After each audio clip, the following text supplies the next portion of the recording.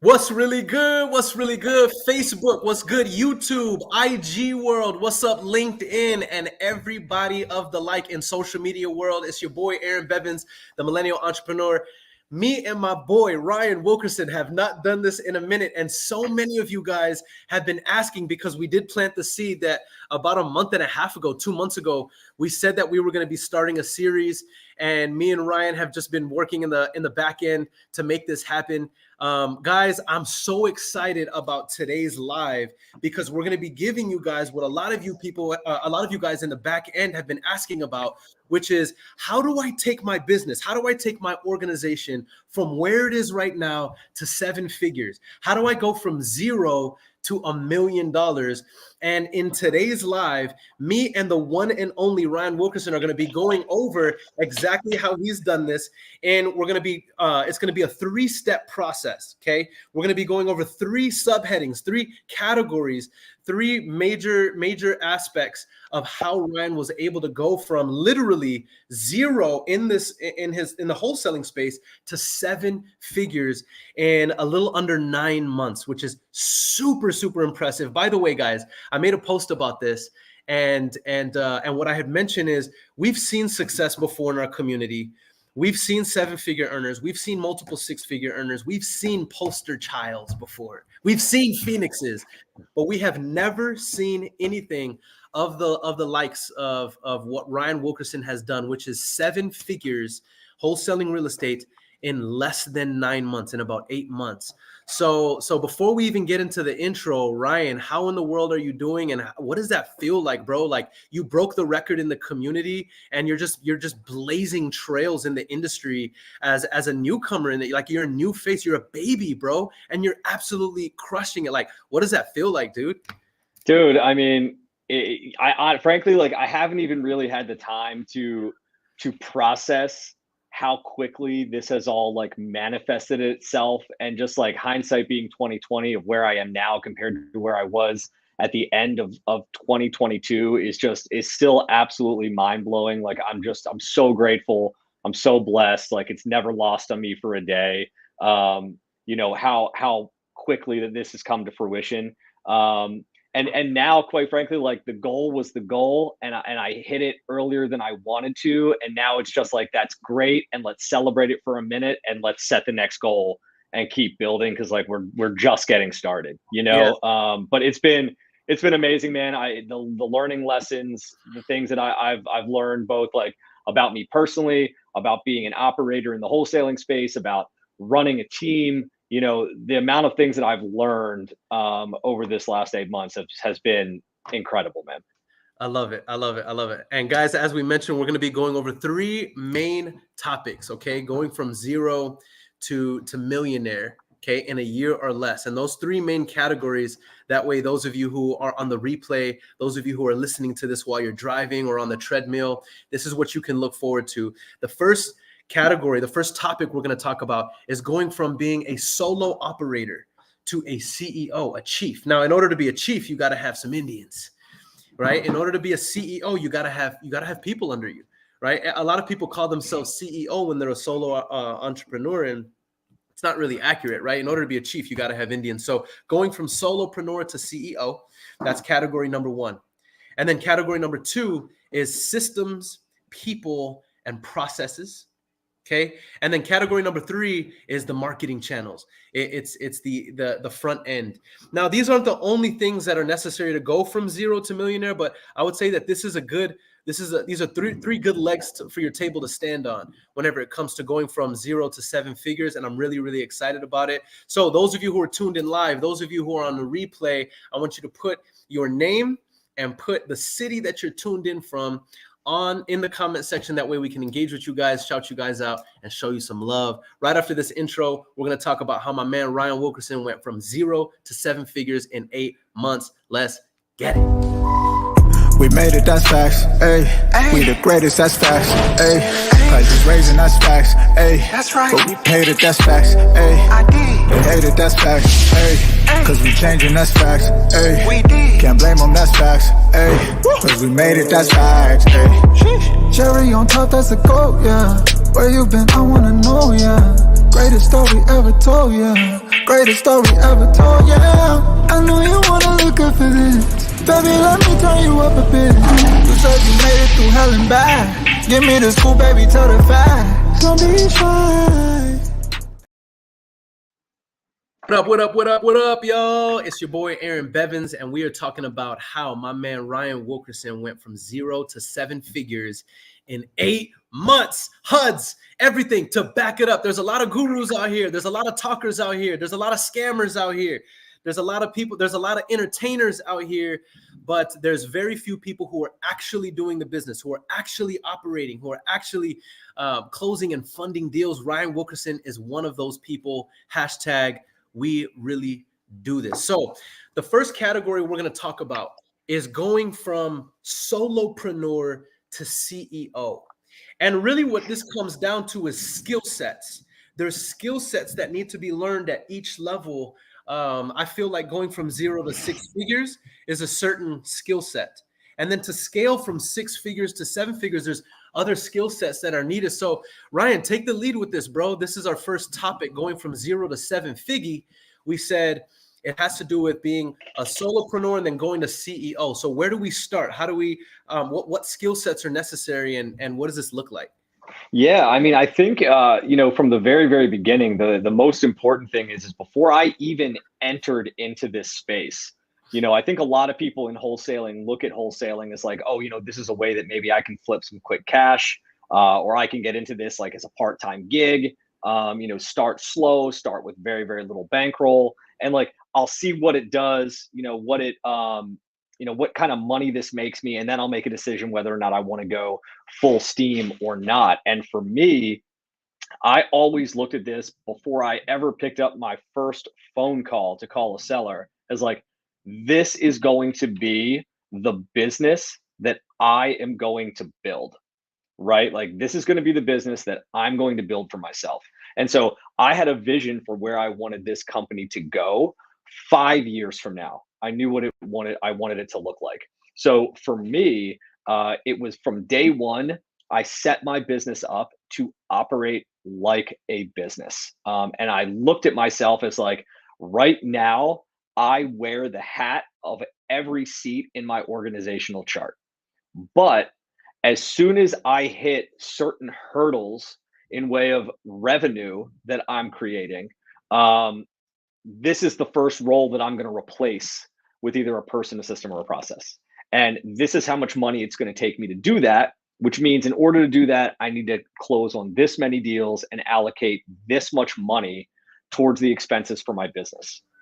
So for me, it started right away. Like I knew from day one, I had my LLC set up, I had my EIN, I had all my bank accounts set up. And you and I have talked about this before on a similar live. I implemented profit first cash flow management from day one. And for a guy like me, like that was a game changer because that didn't allow me to get caught up in the size of the checks that I was getting. Yeah. When you already have future money earmarked to go to certain buckets to fund your organization and pay your taxes and give yourself a little bit of a salary, you're really, really excited when you get a big check. You get that check and it certainly serves as proof of concept, but you also might look at that check and be like, well, I'm only making like this much, like that I'm taking home. Yes. The rest of that's going into my business. And I think one of the big mindset shifts that I had based on one of our very early coaching calls was don't look at it as I'm just making a little bit on this for doing all this work. It's like, I'm looking at it as I'm funding a company that's going to build me this business and this life that like I want to live the way I want it to be. And so it was even more exciting than like cutting a check to my personal bank account to know like, damn, I just got the money that I needed to hire an acquisition manager, to hire cold callers, to go into this particular marketing channel. And because I had a very clearly laid out plan with an organizational chart and knew where my money was going and knew what the next evolution of where I was going to hire next, what system I was going to implement next, it took all the guesswork out, right? So like, as opposed to me back in the day, like celebrating over, like something materialistic, like, a watch that I bought, like I'm celebrating over the fact that like I get to go on radio spots now, and so I was very, very fortunate, and I'm always so hesitant to tell people this, like when they ask me like, what are all the things that I'm doing? Because I feel like a lot of times in this space, people that are trying to get into wholesaling associate their self-worth with how strangers perceive them, and I never want anyone to compare my success and how quickly it happened maybe to like their lack of success. And it doesn't mean that they're not going to find that same level. It's just going to happen in its own time for the person, right? That's right. And so I was just very fortunate that I was as consistent and disciplined as you can be. And my first wholesale fee I ever did, like I netted like 137 grand. Yeah. And like that sum of money, it was a great payday for me, but like that large sum of money that I had left over, I then had a lot of options. That's right. That you and I were able to really strategically talk through about how am I going to deploy this capital to now like take that momentum and keep it. Yeah. And so, the first couple of things that we looked at was I started on a bootstrap budget. So everyone knows, like I did come into this game with money, but I didn't use any of it.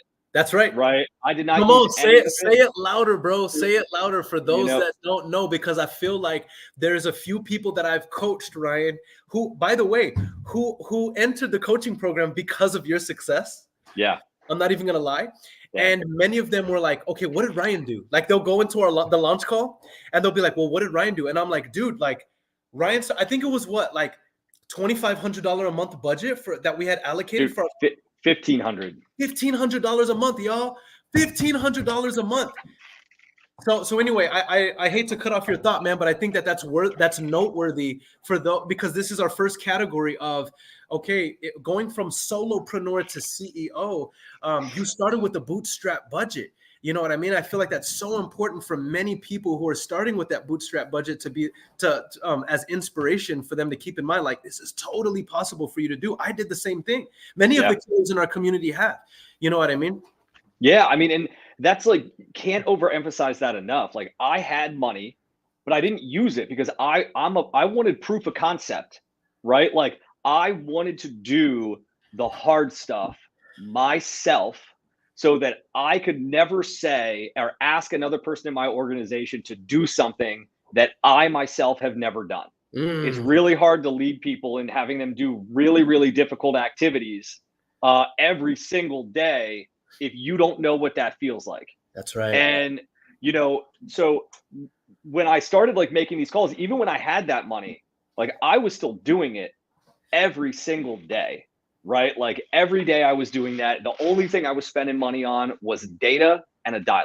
That's right. Like, and, on that same note, like in not comparing, yourself to other people's success, right? That's right. I think it's also really important to know, like, I have 12 years of real estate experience, right? Like I know how to sell. I know real estate. I know how to run numbers. I know about title issues. I know about the 3 key components that you're going to have to master in order to like scale and be a really successful wholesaler. Those are learned skills, and those things take time to learn. And so, not to digress from our conversation, but like one of the biggest takeaways that I got from like our AW growth event was when Justin Colby spoke on stage, right? He talked about you are giving yourself like limiting your belief in what you can accomplish by setting arbitrary deadlines for you to hit your goals, right? Don't say, I'm going to jump into wholesaling for 90 days. And if it doesn't work, I'll do something else. Say, I'm going to jump into wholesaling and I'm going to make $1 million hard stop. There's no end date as to when I'm going to do that. Yes, am I going to create KPIs and metrics around pushing towards a number? Absolutely. But if it doesn't happen in that time frame and I've done all the right things and I've only made 300 or 400 grand, do you think I'm upset? Right? Like, no, Yeah. I'm going to keep grinding and fix stuff and tweak systems and get leverage until I get there. Yeah. And so one thing I really want to debunk is like, I cannot tell you, whenever you and me do this, I get people that slide into my Instagram DMs that will be like, bro, I've been wholesaling for 90 days and I don't have anything from it and I'm out of money. And I want to be like, well, the good news is you don't need any money. Keep going. That's right. Right? Like, keep going. 90 days is nothing. It's a blip in the radar in the grand scheme of your life. Like, give yourself 10 years, like you discount too much if you think you can do way more in a year than you can, but you undermine how much you can accomplish in a decade. Facts. Right? Yep. So getting back to our conversation, right? Like, I had a lot of experience. And so I did, assimilate into this very easily because it was a natural thing for me. And on top of that, like, I had a bigger why than just making money. Sure. Right? Like, I wasn't doing this just for the money. Yep. Right? I'm not a fan of money, but I am sure as hell a fan of what money can do. Yeah. Right? And so I had a much bigger why as to like, why I'm doing this. Who am I going to provide for? What experiences am I going to give them? Who am I going to take care of? And so like, that's a driver even in hard days, because I have harder days now than I had when I started. Sure. Right? Because I'm responsible for a lot more people now. That's right. And so the first thing in going from like that solopreneur, we started looking at like what my daily activities were, and like, what am I doing every day? And every single day, I'm driving for dollars, I'm walking for dollars, and I'm on the dialer all day, every day. And it's important to know to everyone on here, I have a full-time W-2 that keeps me super busy, and I've got 3 little kids that are under 6 years old. Okay? If it's important to you, you will find the time. Yeah. And then it's just the discipline and consistency of sticking to those time blocks, highest dollar per hour activities every single day with no end date in sight. Right. Right. But we were looking at the things that I was doing and started figuring out, I am getting a lot of success from driving for dollars, tons of deals from driving for dollars. It's time consuming, but everyone else that has a little bit of money is pulling the same data from the same data providers. We're all fighting for that same pool of deals. So if I can go out and spend some more time in my vehicle, which, by the way, because I'm having LLC, I'm writing off my gas, I'm writing off my mileage, right? I'm writing off my cell phone bill, I'm writing off, my data provider and the Driving for Dollars app. But I'm pulling properties in really nice neighborhoods that are not going to show up on these data lists. So, oh snap! I think we lost our guy. All right, so here's what we're gonna do really quick. I'm gonna remove Ryan from the screen really quick, and as he's coming in. So check this out, y'all. So Ryan currently is talking about how he went from 0 to 7 figures, and there's 3 categories that we're gonna talk about. Number 1 is going from going from solopreneur to CEO. What's the difference? A solopreneur is when you're wearing all the hats in your business. The acronym CEO stands for Chief Executive Officer. To be a chief means what? You need Indians. So you go from a solopreneur to you have a team. You have a group of people underneath you who are relying on you. All right. How do you do that? Well, it has to do with skill sets. And Ryan's going to be back on right now and talk about these, but he's already broke down 4 skill sets that are needed wholesaling real estate. For those of you that are taking notes, skill set number 1 is you need to learn sales. You need to learn to master influence. Okay. Now, after you learn sales, or while you're learning sales, you also need to learn underwriting. And that is how to determine the offer and then make the offer. Okay, you need to learn underwriting. The third thing that you need to master is you need to master the ability to be able to drive and influence people. Okay. And then we have a fourth skill set that Ryan had mentioned right now. Okay, Ryan is back. Let's bring him back on right now. There's a huge thunderstorm happening here in Charleston right now. I think I just lost power. Yeah, I see it. I see it behind you, bro. Yeah, man. Do you remember where you were? Do you want to keep? Yeah. And so essentially what we were doing is we were talking about like, what am I doing every single day? And is that necessarily based on how much money my company was making? Is that the highest dollar per hour seat that I should be sitting in? Right. And it turned out that like me spending hours a day dialing probably was not the highest dollar per hour activity for my business. Right. Yeah. So immediately went out and said, okay, let's start with VAs. I went out. I did not use a company. We went out and built my own, right? My team got a QA, a quality assurance manager, got a sales manager for that VA team. And that sounds like a lot, but when you're outsourcing this stuff overseas, it's not a lot, right? That's right. It's very, very lean. So ended up getting I have 5 cold callers. I've got a sales manager who does all the role play training, all the hiring, all the firing, tracks all the data. And then a quality assurance manager who every time a cold caller gets a potential seller on the phone, they have a quality assurance check they have to go through.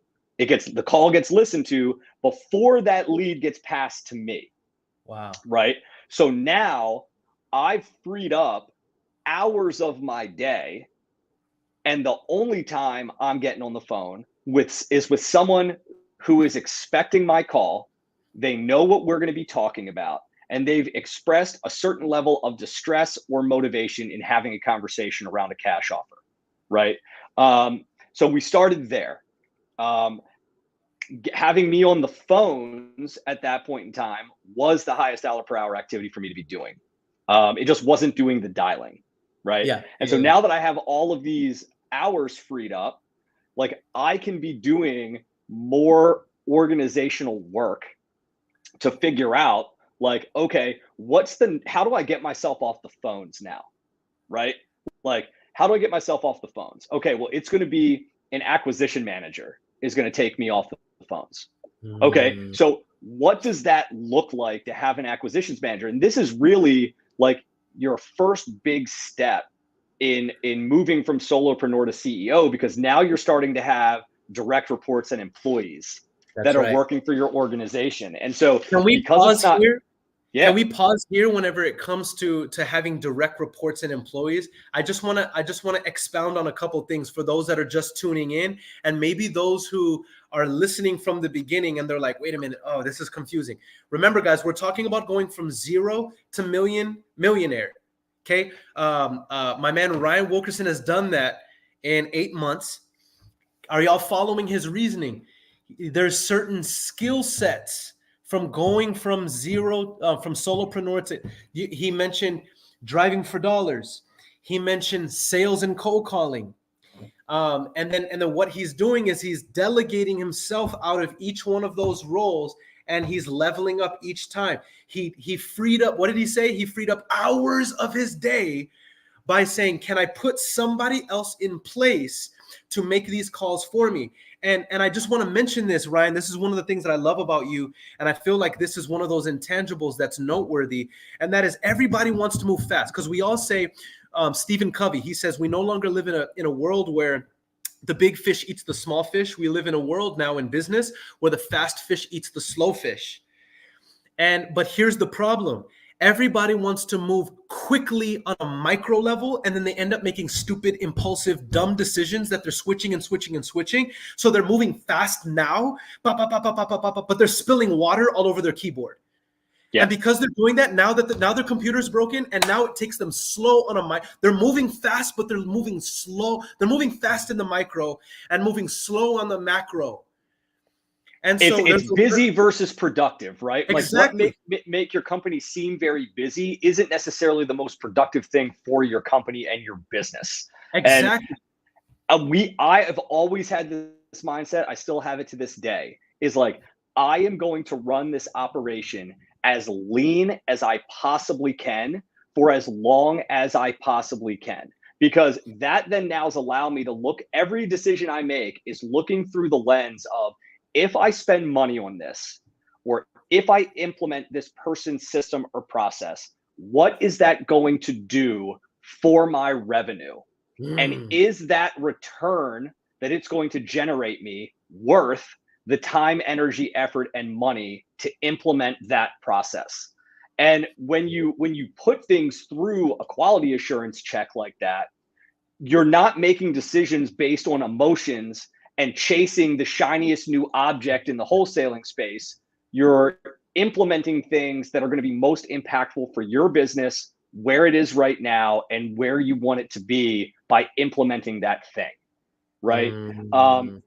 And so, to Q's point, hiring people is really, really difficult because you never really know how someone's going to perform until you kick them into the lake and make them swim, right? You can have the most personable person in the world who talks a bunch of game, who's not afraid to hit the phones. And that first day, that person is out in my sales pit, scared shitless, right? Like frozen in fear, not calling. And so before we ever made a hire, you and I had, Jesus, I don't know how many conversations about it, but now I was working for myself. I know what my vision is. I know why I'm doing it, but now I have to craft that vision to get the buy-in from the people that come into my organization so that they see how my vision can benefit them. Right? You're no longer just serving yourself. And I was doing things to get everything that I wanted. Now my job is to help my people get everything they want. And as a byproduct of that, I'll get everything I want. Right? Come on. Like right when you said that, I got chills across the back of my neck, bro. It's because it's so true, dude. It's so true, dude. And you have to be really, really clear. The hardest hire that anyone will make in their wholesaling operation is going to be acquisitions, because it does require a certain level of grit. It does require a certain personality type. And you have to teach, even if that person's a great natural salesperson and has the ability to have great conversations and build rapport and have that likability factor, if that person has never been in the real estate field before, I promise you that their fall through rate on their deals is going to be significant because they don't know how to run numbers, right? Like they don't know how to run numbers the right way. So our first thing was, let's create the job description. Let's create the standards. So from day one, the acquisitions manager knows exactly what they are required to do every single day, every single week, every single month. They know the metrics they're accountable for. They know what their job entails for the hours that they are in this office. And that way there is never any misunderstanding around what they think this job is going to be. I personally try to scare the living shit out of anyone that I interview for an acquisitions manager. And if it's not for you, cool, bro, that's fine. It's okay if this is not for you. But if you're still gung-ho about doing this, then here is your 90-day probationary metrics that you need to hit, right? Let's talk about this really quick, Ryan. This is so freaking crucial. I don't think I have heard very many other, I don't know if I've heard anybody else do, and it's funny, I don't really talk about this much. I do this whenever I'm making sales calls for my education program. Wait, Ryan, are you still there? Did I lose you? Dang it. Yep. I think I lost Ryan. Oh, wait, are you still there? I'm here. Can you hear me? Ryan, I love this. I love this so much. I try to do this whenever I'm making sales for my education program. I do this on whenever I'm hiring for any of my businesses for executive roles or like major roles. I try to scare people out, and I talk to them like, why would you want to do this? I try to dissuade them. Why do you want to buy into my program? Yeah. Why would you spend X amount of thousands of dollars to work with me? Why not just do this on your own? Why not stay where you are? I do the same. So really quick, I want to talk about this. Why do you do that, bro? Because that's so cool that you do that. I do the same thing. I don't talk about this. I don't think you and I have talked about this, but why do you do that? I feel like that's so important. Yeah, I mean, dude, I do that for my investing business, and I do this for my real estate team as well. And I like, if I am going to convince someone to leave a job that they currently have, providing a steady income for them and their families, then it is a disservice for me to pitch them the dream just to work for me, right? Like, I want them to know the good, the bad, ugly about this position, because I think in general, regardless of what niche is or how you want to get involved, people are delusional about what this job actually is, right? Facts. This job is not like glamorous. Like, you can find all the guys that are the highest up in this industry, the top 1%ers, and be like, damn, I want to be those guys. I want to have everything those guys have. And you're not thinking about the fact that some of these guys has taken decades to get there. You just see the cool shit they're doing and the stuff that they have. Like, oh, if I get wholesaling, I'll have that in short term. This is a desk job.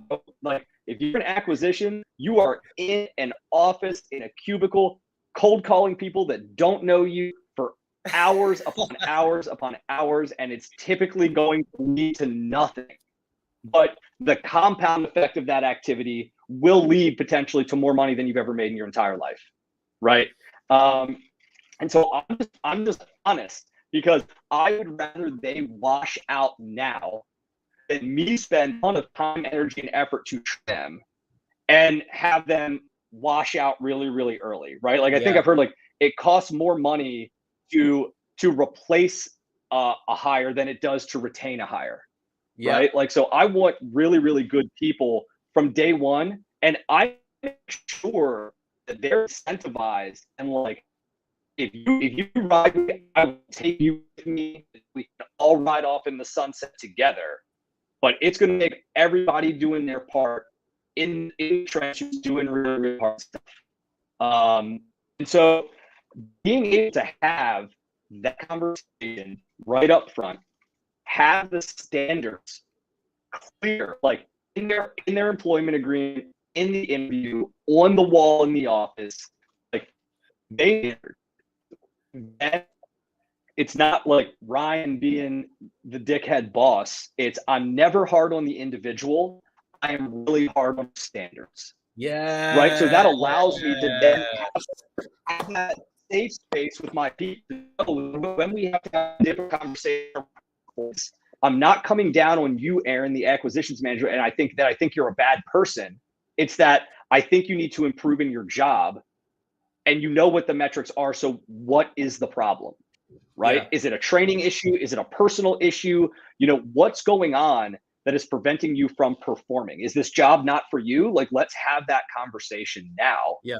Because I don't want to string someone along. I don't want to have to drag somebody to do their job. Right. That's right. Yep. I think this is an important note. If you are the CEO of your company, no one is going to care more than you. No one is going to work harder than you. That is the weight that you bear as the owner of the company. Do not set unfair expectations of your people to care about your company that they're helping make you rich when they're taking home like 60 or 70 grand a year.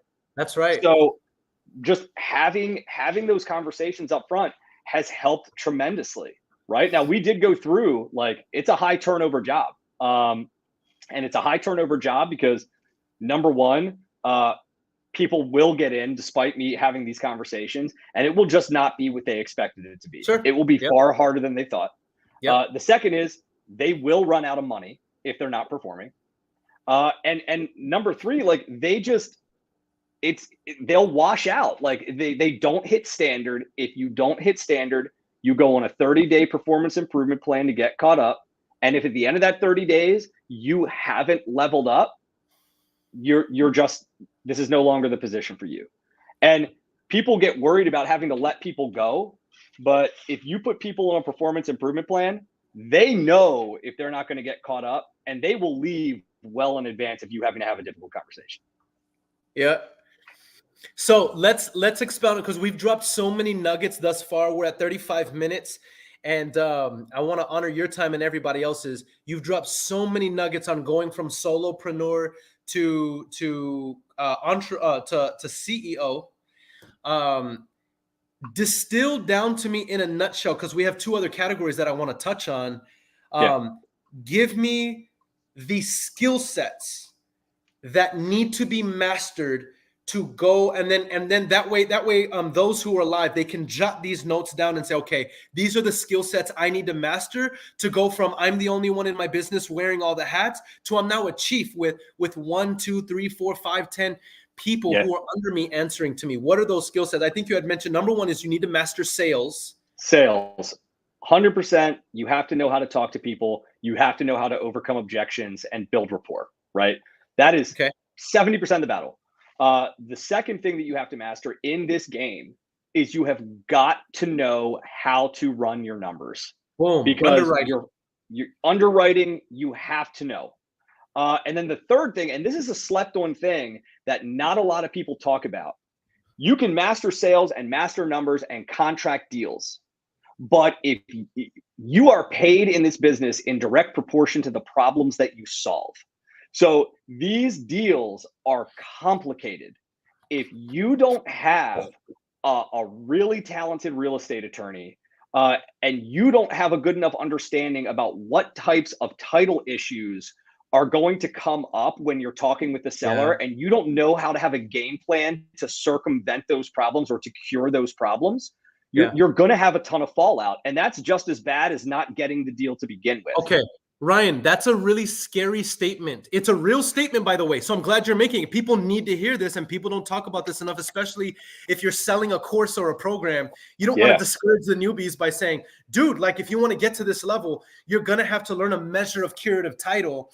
Okay, that's scary for me as a new person who's like, wait a minute, dude, like, okay, I need to learn sales. I need to learn underwriting. That's already super intimidating. Now you're saying I need to learn curative title, and so I need to go find an attorney. That if I'm a guy from a blue collar background, you know what I mean? And you're telling me I need to go find an attorney, that's scary. So let's make this, let's distill this down into simple terms, like because you and I know it's not that difficult to go find a seasoned attorney in an attorney state or a seasoned escrow officer in a title company state.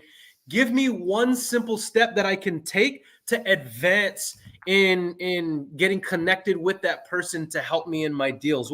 What can I do there? Yep, 1,000%. Go onto Facebook, search real estate investor meetups, and find real estate groups in your city. Join every single one of them, and literally put in your post looking for a wholesaling friendly title attorney or title company in San Antonio or in Charleston. You will start seeing the same names come up over and over and over again. Go on Google. For those that don't know, the reason why we're pivoting between the phrase attorney and escrow officer is because you have what's called attorney states. And that means that it's an attorney who facilitates your transactions. And then you have what's called title company states, where it's a title company who it's an escrow officer who's going to be facilitating your deal. You need to find out what kind of state you live in. If you're in Texas, you're in a title company state. If you're in South Carolina or Georgia, you're in an attorney state. You know what I'm saying? So in South Carolina, You know what I'm saying? But here's the thing: at every title company, whether you are just working in an escrow officer state or you're working in a title attorney state, every title company employs an attorney in some degree, whether they're on retainer or they're in office. The easiest thing to do is you want to call, if it's an attorney state, call the title attorney office and say, hey, I'm new to the area. I'm looking to pick up a couple of properties. I am a real estate investor.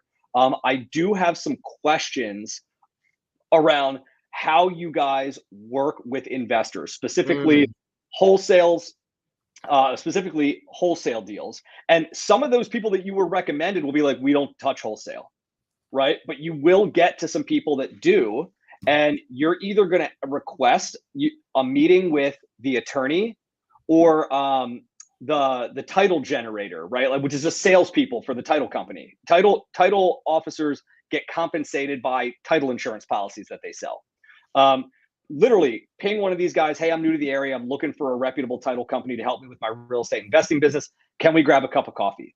That attorney will not charge you. That title insurance rep will not charge you. You'll get a face with a name. You can ask them, who do I contact when I get a contract? What is your process for communication with my client and myself? Like, you will get so much, because very rarely do these people just like get business handed to them. Like, it's a relationship generating business. That's right. That's the quickest way to do it. In my state in South Carolina, we're an attorney state. And so I have a really great real estate attorney who will not touch wholesale deals. But then I have a title attorney who will touch wholesale deals. So when I get into these really difficult title issues, before I send a contract to the attorney who will do the deal, I'll enlist that attorney to just be like, hey man, like, what should I do with this? How do we fix this? What's the process? Just so I have that knowledge base to be able to communicate with my seller how we're going to handle it, then take it to my title company. So I just want to mention this for all of the newbies out here. Don't get intimidated when Ryan Wilkerson is breaking down the 3 skill sets that you need to go from 0 to 6 figures to 7 figures. He says, number 1, master sales. He says, number 2, master underwriting and running your numbers. Number 3, you need to learn a little bit of curative title. On the curative title and finding an escrow officer, title company attorney that is going to help you cure dirty title situations to get these deals to the finish line. What I have always said is, here's how it works. Here's the feedback loop. It's Mr. Attorney, title company. What do I need to do to get this title clear? They will tell you what you can do to help clear it. You go do it, come back. What's next? And that's the feedback loop. You're asking the question, executing on it, learning during the execution process, bring it back to the table. They give you more feedback, and then that's the feedback loop. You know what I mean? And then what's going to happen is you're learning while you're asking questions and doing. You got to take the next 3 steps with your flashlight to see the next 3 steps, in front of you. So I love it. So those are 3 skill sets that you said that you need to learn. Do you want to add any more skill sets to that before we go to our next category? We only have a few more minutes. Yeah. So those are the 3 solopreneur skill sets, right? Okay. But as during that time frame, you're going to be generating revenue. Right? So you need to understand like basic cash flow management. You need to understand how to keep records of your expenses, right? Like how to use QuickBooks or how to get a bookkeeper and how to read and interpret a P&L to ensure that you're not losing track of where you're spending your money, because you would be shocked at how quickly the little things you think you need for your business stack up to big monthly expenses. And so you need to understand all of the line items in a P&L so that you can be constantly doing a monthly analysis when the previous month's numbers come out to determine, like, is this money that I'm spending here really necessary? Yeah. And then I have this overflow. Like, I've always had a goal. I'm going to operate this company at a 50% profit margin, right? That's always been the goal. So if I'm spending money on a bunch of stuff that's not exceedingly putting more money in my pocket, then I'm frivolously spending. That's right. So knowing that basic accounting principles, and like you can go on, we've talked about this, Coursera, Udemy, these free online course like websites, and put in like basic accounting principles, and like you can learn it in a weekend.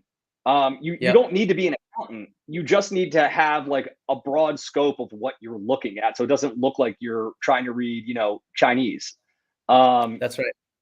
So there's your basic accounting, and then like when we get onto systems, people, processes, learning how to train, hire, fire, and actually manage people, that is like a whole nother bear of a skill set. And that will determine not only your retention rate for your employees, but it's also going to determine like the velocity of your growth. Because if you're not a good leader and your people leave, guess who gets that job back? Right? Like I get it back. And that slows us down significantly. So I've got to know to hire the right person, train them the right way, manage them the right way, the way they like to be managed. I don't put them in a box, hold people accountable, and have difficult conversations, dude. Like most people do not like having uncomfortable conversations. That's right. And there is an art to do that with like an empathize before you criticize type of mindset. But like that's a learned skill. But like the good news is like we live in the best time to be alive in human. Like you can learn anything. Like there are countless books, podcasts, YouTube videos, free resources to like teach you basic managerial and like business acumen skills, and like you will evolve over time. Yeah, I love this. I love this. Here's what I'm thinking, Ryan. We said that we would do 3 subheadings. I think we ought to focus on 2 of them because we're talking about going from 0 to 7 figures. We said category number 1 is going from solo to CEO, and we said that this is a skill set. This is a skill set game. You said skill sets needed to go from one-man army to chief. And we said sales, number 1, master influence and negotiation. Then we said number 2 is running your numbers, because here's what I found. Many people focus sales, and they can sell ice. They can sell ice to an Eskimo. Only problem with selling ice to an Eskimo is you're not going to make much sales because Eskimos don't eat ice. So you can be great at sales and your numbers suck and you're doing 10 contracts a month and none of them ever sell because you're selling garbage. You're capturing garbage. So underwriting after sales. You said number 3 is curative title. You're going to need to learn how to transact these deals. Then you said number 4 is leadership. Really, it's leadership, but it comes down to systems, people, processes. I want to have an entire. Let's do an entire show on systems, people, processes. Yeah. Okay. I want those of you who are making notes to write that down. We'll do a whole show on that because, quite frankly, I don't think we have time to really give that category the attention that it deserves. I want to skip over that and go to marketing channels. Yep. Talk to me about where you started in marketing that got you your first 6 figures. I think you were able to capture your first 6 figures in 8 weeks in the program. Yeah, I think it was less. I think it was like 11 days actually. Like it happened super fast. Yeah, like So let's just talk about this really quick. Let's just talk about this really quick, guys. That is not typical. Okay. No. It typically the average 6-figure earner in our community, at least, I can't speak for others.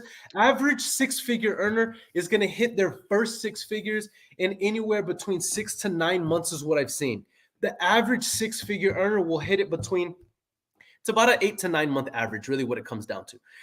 And so Ryan was blessed because his marketing channel landed him. His first deal was $130,000 deal, which allowed him the excess capital to accelerate his business, which is why he was able to build that snowball momentum to get him to 7 figures.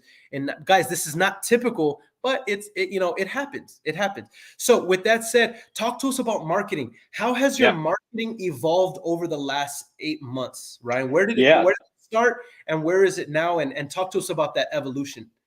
Yeah. So I started with just having batch leads, right? And Mojo, triple line dialer. So I had niche list, and I would drive every day I would drive for an hour in the morning on my way into my office. I would drive for an hour on my way home. Like I only lived 10 minutes from my office, but I would drive for an hour. And then every day on the lunch break that I gave myself, I would go and walk through neighborhoods around my office with my Driving for Dollars app and just have conversations with people that were outside and knock on doors and like see what I could drum up. And in the time that I wasn't doing that, when I wasn't working at my W-2, I was on the phone for a minimum of 4 hours a day. And so you guys know, because I have that W-2, just like most people have, like that 4 hours of call time typically took place between 6 p.m. and 10 p.m. in the evening, which is like prime time that I'm home with my wife and my 3 kids. Okay, so let's talk about this really quick. Let's talk about that really quick. And this is what I love about you, Ryan, is again, you have a wife and 3 kids. What are their ages? 6, 4, and 1. Okay, 1-year-old, 6 years old, and what, 9? 4 and years 4. old. Wait, 1, 4, and 9. 1, 4, and 6. Oh, 1, 4, and 6. Oh my God. Yeah, dude, we're gluttons for punishment. You said what? I said we're gluttons for punishment. Okay, so 1-year-old, 4-year-old, 6-year-old, whole wife at home. And that like 6 to 9, like 6 to 10, guys, everybody knows, like if you have a family, that's prime time family hours. So this is what I love about you, and I think that this is important. You didn't just come home one day. I was just listening to somebody, and they were bragging about how, oh, I jumped into this and I didn't tell my wife and and he was like bragging about it, and I'm like, dude, and he's telling this to like other mentees, and I'm like, that's stupid. Yeah, dude. That's really so he's like, oh, I spent all of this money and didn't talk to my wife and full time and and you guys should and I'm like, that's dumb, because I don't know, but I want to talk about how you did it. You didn't just come home one day and we're like, hey babe, from this point to this point, like I'm not gonna be like, so how did you set this up, and what do you recommend for other entrepreneurs when they're in the trench mode? Like, how should they set expectations with their spouse or significant other? That's a great question, man. I mean, I don't think this is something that is talked about enough. Not just in our space, but like in the entrepreneurial space in general. How much making a decision of this magnitude impacts a significant other? Because essentially, what you're asking that person to do is carry the load at home, which is sometimes heavier than the load that we're trying to carry in building a business. Wow. And so, but before I ever had ever even paid you, right, for high ticket coaching, before I ever cut that check, I sat down with my wife and I said, look, like we had just moved, we had relocated like 600 miles, moved our whole family down to where we live now. We didn't know anybody. I had taken this job with this great team that I'm with, that I love working for, but it wasn't enough for me, right? Like based on where I wanted to go and like where I wanted my life to be and how I wanted to provide. And so my conversation was really simple. Look, like my wife and I have always been completely transparent with each other, right? Like that's the best way to have a relationship, right? Is open lines of communication. And just like, look, this is something that I have dabbled on and off in for years. Like, I'm going to make a go at this. And if I'm going to make a go at this, I have got to dedicate a lot of time, energy, and effort for a time, like, and I can't give you a time frame for how long that's going to be. But all I can tell you is that if you are comfortable with me doing this and you're okay to carry the load at home, like all I can tell you is that I promise you I will make it happen for us. Right? Like, and I had a really big limiting belief of like, if she's not with me on this, I'm not going to do it, because if my success in this business jeopardizes my relationship with my wife, this is not as important. Right? And so we sat down, we had an hours long conversation about it. And it basically was, she was like, essentially in so many words of like, do what you have to do. Like, I'll handle it. Like, let's make it happen, kind of a conversation. And like, that was liberating, right? Like now it was like, and I told her straight up, like, there's a big investment that I have to make, right? To like get into your world. And there's a big investment that I'm going to have to make every single month, not only monetarily, but like with my time. That's right. And I need you to be okay with that. And just know, like, I will deliver on this. But in the event that it doesn't work out the way that I wanted it to, I need you to tell me that that's going to be okay. Right. And her conversation was like, well, if it doesn't work out, like, you're in the same position that you're in right now. Like, you've always provided, you've always made decent money. So like, so we're out however much that money was, we'll make it back.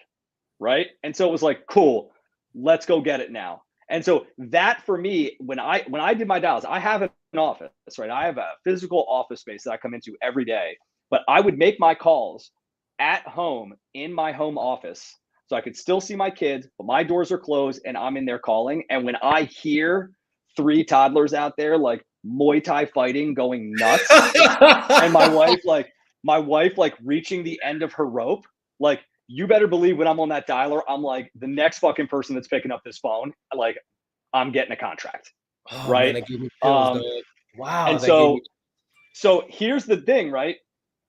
She only had to feel that weight for 2 weeks. And again, would never say that this is normal, right? But she felt that for 2 weeks when I finally came home and was like, I locked up this deal. And in 30 days, I think I'm going to have a really big check. And I didn't allude to how much that was going to be. But when I came home 45 days after we had that conversation with a check for 137 grand, do you think she gives a shit if I go to meet a seller at 8 o'clock now? You know? This is what I always say. Care. This is what I always say, Ryan. I said, it is our job as the entrepreneur. It is our job, number one, to win for our significant other, so that they need to see the fruits of the labor on why we're not present if we can't be present for certain things. Like, our job is to bring home a paycheck.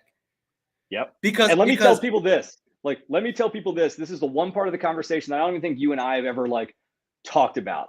She asked me straight up, like, why do you want to do this, as opposed to just like starting a new book of business on your real estate team, right? Like, why this, right? And my answer to her was, and this is my why. So everyone knows this, right? It's not about materialistic shit. It's not about the shiny objects for Instagram, right? I don't care about driving a fancy car. I don't care about this watch. Like, my why is, I want to say yes. When my wife, we're in Charleston, dude. This is like a culinary mecca. When there's a new restaurant that opens, it has a 3-month waiting list, and my wife comes to me and is like, hey, I was able to get a reservation. Can we go? And I know it's going to be a $400 dinner. Yes. Hey, this band is coming to play at the Coliseum tonight. Can we go get tickets? Yes. Can I go buy an outfit for tonight? Yes. There's this resort I want to take the kids to on spring break. It's super expensive, but like, it has all this stuff. Yes. Right? Like, I want to be able to say yes to the things that are going to have a positive impact on the lives of my wife and my kids. Wow. So that down the road, when my kids are looking back at their childhood and their lives, they're always going to want to come back home, because they've always had so many good memories of like, Dad did this for us always. Like, I had the best childhood because of how hard he was working. That's so dope. So if that's my why, there is nothing that can derail me, right? Because if I get to a point where I have to say no, then I'm not doing enough. And by the way, that's different from buying somebody's love, right? Like, what you're talking about is being able to enjoy experiences and be able to open up opportunities and give the family options together. You know what I mean? That's so powerful, dude. That's all we have. And I'm not trying to be like a life coach right now to everybody, but like, all we have are like moments in time that we will never get back. And I read this statistic that said you will spend 85% of your child's life with them before they are 18 years old. right? Wait, So wait. Explain that. So your kids, the time that you spend with your children throughout the course of their entire lives, 85% of that time will be spent between 0 and 18 years old. After Wow. they are 18 and they leave and they go to college or they move, like you're going to see them periodically at best, right? Wow. So the best way you Wow. can ensure that you're going to see them more is to give them a life that's so amazing through that first 18 years that they always want to be around you, right? And so like Wow. that is a dude, I mean, that is a powerful thing. Like anyone that has kids, like you will hear that and be like, that is a gut punch, you Facts, know? bro. And so sorry, we got like really derailed there, but We like did, but yeah, that's the importance of having a conversation with your spouse. If your spouse yeah. is not down for this with you, you are fighting an uphill battle. That's right. Yeah. You're climbing a tree with a monkey on your back, and I'm not calling your spouse a monkey, but you know what No, I mean. dude. But so we started just with cold calling, driving for dollars, knocking for dollars, and cold calling. The very next evolution was we hired RVAs. So I moved just into an acquisitions role. As soon as I was getting enough deals and to bring in an acquisitions manager, brought in the acquisitions manager and had him doing the same thing until I knew that he could hit the metrics that I had been hitting, right? And he might not hit them as high as I have, but he's hitting them well enough. He hits them That's where right. I need him to hit them. That's right. So then we moved into PPC. We moved into PPC leads. We use GeoPoint data for PPC. And they're good leads. A lot of PPC leads, you know, come in and want retail. Sure. That's the advantage of being an agent and having everyone on my team be licensed, because as a last resort, we will always pitch a retail listing. Yep. And so we've probably done 9 or 10 listings in the last quarter just Wow. from these same leads, right? So we So did dope. PPC. Then we moved at your advice into radio. How's And we're radio on performing, by the way? radio is performing really well. I would say the hard thing about tracking the return on radio is that we have call rail numbers associated with all of our spots on radio. So the only true way that you can really track it is if somebody calls in to that specific number, so you can attribute it to a radio spot. Yeah. But where a lot of times that traffic comes from is it comes through as organic traffic to your website, because they hear you on the radio a few times, they Google you, they see your reviews, they go to your website, and they enter in on a lead capture form from there. And so I know we don't do a lot of SEO content on our website on purpose. It's very generic because we want it to look very mom and pop. We don't want to look like a big organization. I know when I start hitting traffic, that's probably coming from radio. And we always do ask in acquisitions, how did you hear about Good. us? Yeah, good. And Good. that'll track as well. Good. That has been consistently performing. We're on the radio 4 days a week. And then we moved like 5-ish months ago, we moved into direct mail. And direct mail has been an absolute game changer for us.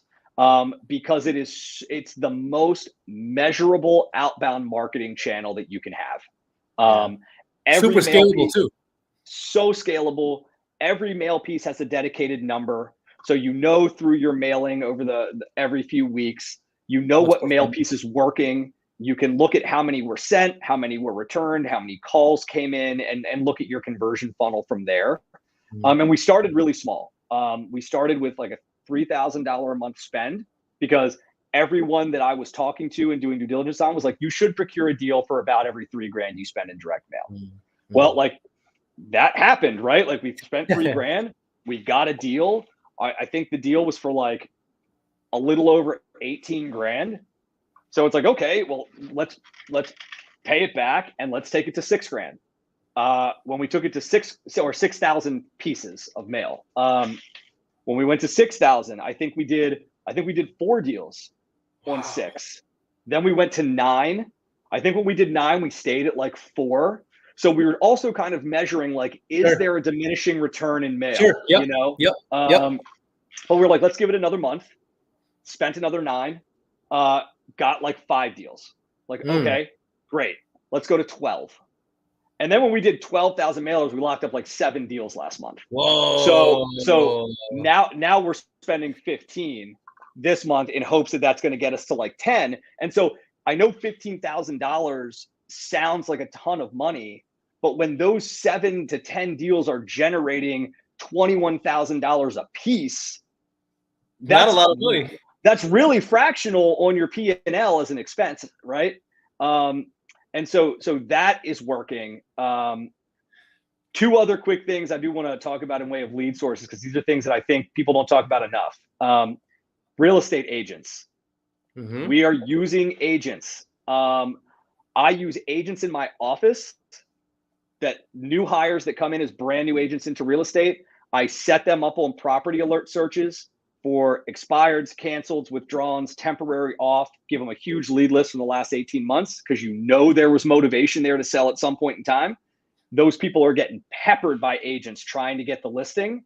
And my guys can call and be like, I'm not an agent. I'm looking to purchase it for personal use and I'm paying cash. That person is ready to talk. We also set them up on e-alerts with specific criteria that would show some level of distress on the property. And when those properties come onto the market, my agents call the agent and they make offers on those property, on market property offers all day long. Because we've gotten a little bit of a rep in our market center that we're doing this at a big level, I have now started going into other teams' sales meetings like a couple times a week. I'll bring lunch. I'll tell them what I do. And the thing to understand, everyone on here should understand, real estate agents are struggling right now. That's right. Majorly. The real estate has lost 80,000 agents since January 1. Whoa. Like, agents are not making money. Agents production is down. In my market, it's down like 25% year over year in way of transactions. So these people that thought they were hot shit at selling real estate, it turns out that like the market was just really hot and you were riding that wave. The market was the wind beneath their wings. 100%. So now when I come into their sales meeting and I say, look, I'm an all cash buyer. This is what we do at a really high level. If you ever have problems moving a property, if you have a property that you go in on a listing pitch and you recognize right away they're going to have a really hard time selling on the resale market because it looks really distressed or it looks terrible or there's a lot of repairs or the seller is really difficult, call me and here's what I will do for you. I will let you represent me as the buyer on that deal. Okay. So now you're going from making 2.5% to making 5% on this deal. And we are now at a point where we're taking down deals ourselves on the bigger spreads. I'll say, if you bring me in on that deal and you get it for me, I'll also let you have the listing when I'm done doing the rehab. Whoa. And I'll pay you a 2.5% commission. Talk about an incentive. So now they're looking at like, person to go hard for you. I can make 7.5% for this guy. Like, agents are supposed to have a fiduciary responsibility to their clients. Most agents are absolute crap. Like, they are out for their own money, right? Then we'll pitch it. If you find an off-market property for us and you submit it, into our website and we buy it, I will pay you a $5,000 finder's fee for finding it for me. Whether I flip it or I wholesale it or whatever, I'll give you $5,000. And if I do flip it, I'll also still give you the listing. And our inbox, like immediately preceding every one of these pitches in these lunches, gets flooded with deals. And these agents are in now. Now I have agents that are out bird dogging for me all over the Tri-County area, bringing me opportunities because they look at it as like, I can just give this to Ryan and literally be done and make a minimum of $5,000. I don't have to deal with the bullshit of sellers and all their baggage. Like, his whole team will deal with it. I just got to bring him the opportunity. Right. So don't sleep on agents. And the last thing, we've talked about this a lot, like people thinking like SMS, right? Like mass texting. is dead, right? Like there's too many things that are cracking down on mass texting. We found a tool called Call to Action, TO Action. It's a platform that you can upload your data to, and we hired a VA at $2 an hour.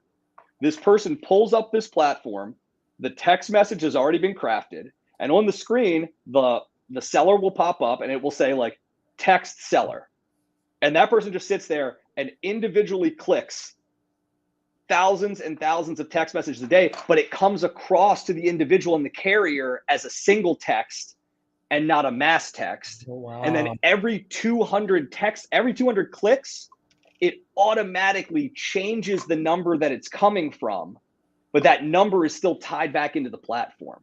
Yeah. So when they respond, my acquisitions manager sees it and he pops up and he makes a phone call right then and there. I love it.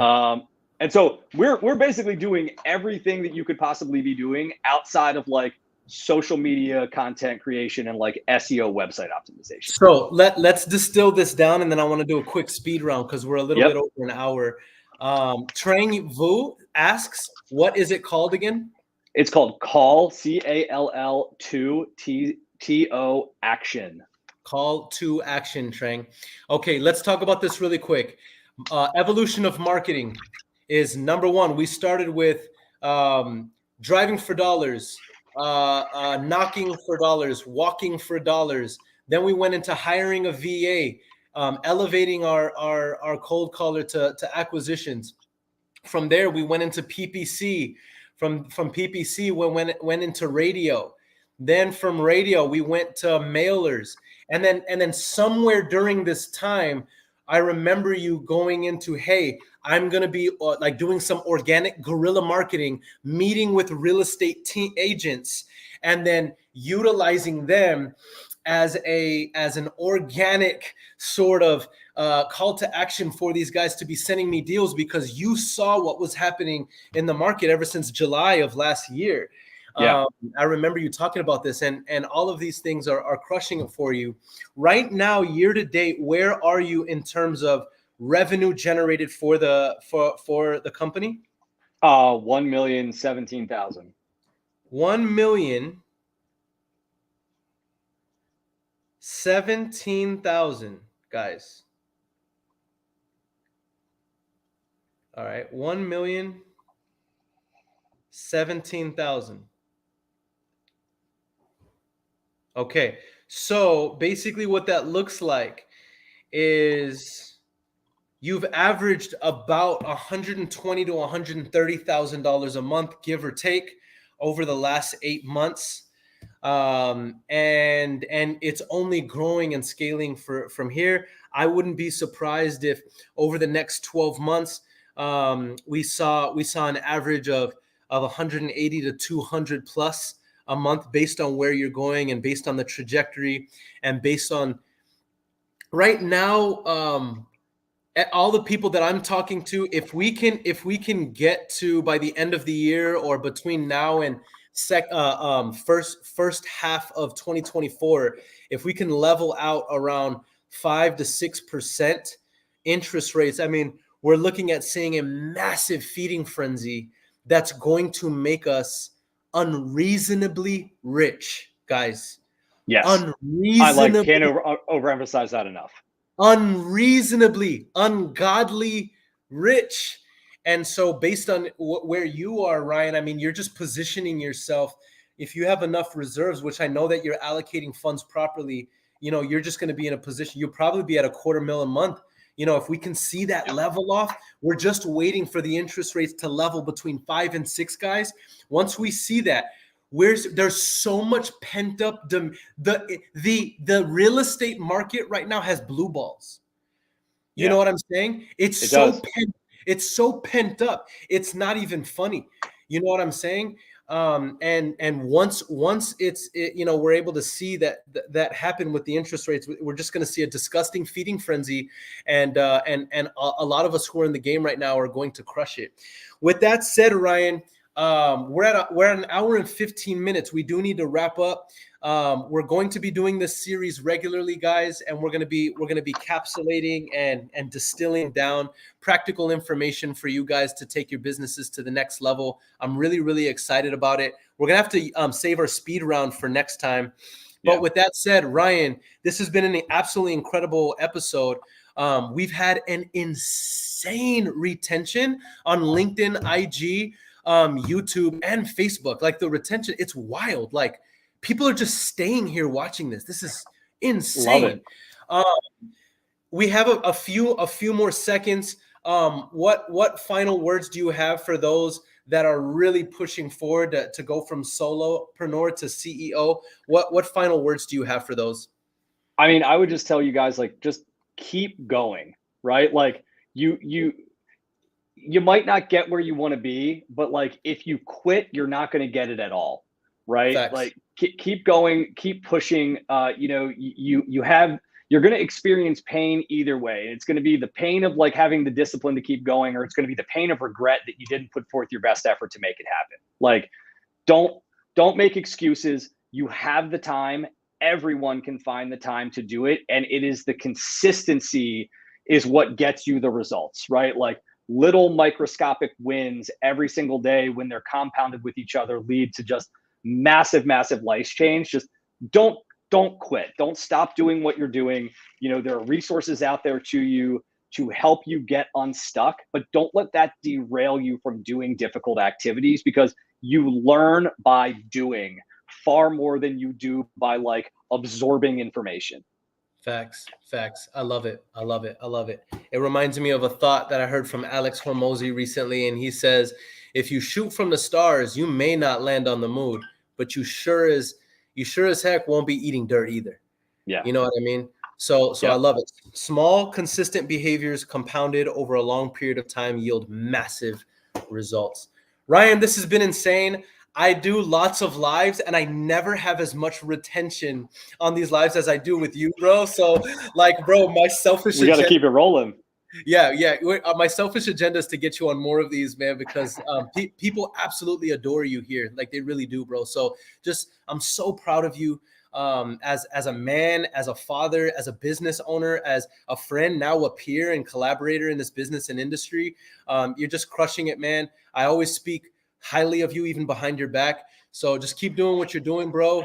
You know what I mean? I'm really excited for you. With that said, guys, we are at almost an hour and a half. So we're going to wrap up right now. It's your boy, Aaron Bevins, the one and only Ryan Wilkerson. Stay tuned for our series. We're going to be doing this every other Friday at a bare minimum. And I'm just excited to continue to bring you guys more value. Until next time, let's get it, y'all. Deuce. Thanks. Appreciate you, Ryan. We made it, that's facts, ayy. We the greatest, that's facts, ayy. Prices raising, that's facts, ayy. That's right. But we paid it, that's facts, ayy. I did. They hate it, that's facts, ayy.